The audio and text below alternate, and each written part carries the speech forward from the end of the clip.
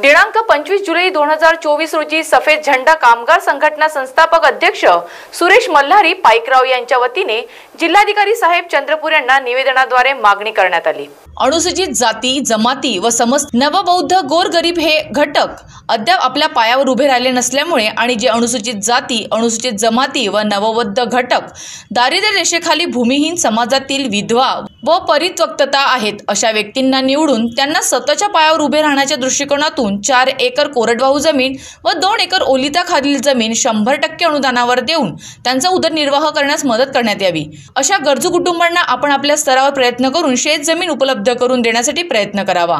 जमीन उपलब्ध होत नसल्यास आपल्या अध्यक्षतेखाली समिती नेमून समितीला प्रचलित रेडी रेकनरच्या किमतीत जमीन खरेदी करण्यासाठी सांगावे। रेडी रेकनरच्या किमतीप्रमाणे जमीन उपलब्ध होत नसल्यास जमिनीच्या मूल्याबाबत कोणी जमीन विकणार आहेत अशा संबंधित जमीन मालकाशी वाटाघाटी करून जमीन उपलब्ध करून त्या जमिनीचे 100% अनुदानावर वाटप करण्यात यावे, जेणेकरून जिल्ह्यातील बेरोजगारी व गरिबी कमी होऊन सामान्य नागरिकांचे जीवनमान उंचावेल व परिस्थिती सुधारेल। या दृढ हेतूने सदर विषयात आपण ताबडतोब योग्य ती कारवाई करावी अशी मागणी या निवेदनाद्वारे करण्यात आली।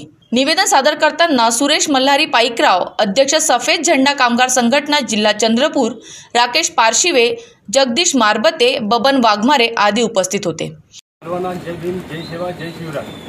आज दिनांक 25 जुलै 2024 रोजी सफेद झेंडा कामगार संघटनेच्या माध्यमातून आम्ही माननीय जिल्हाधिकारी साहेब चंद्रपूर यांना निवेदन देण्यात आले।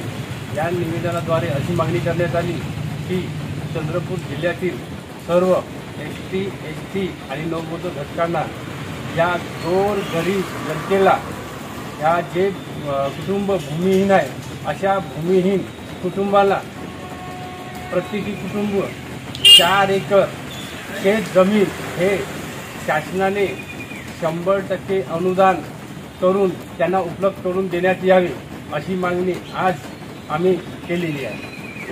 महाराष्ट्र TV 24 साठी प्रभाकर कुमारी यांची रिपोर्ट, घुगुस।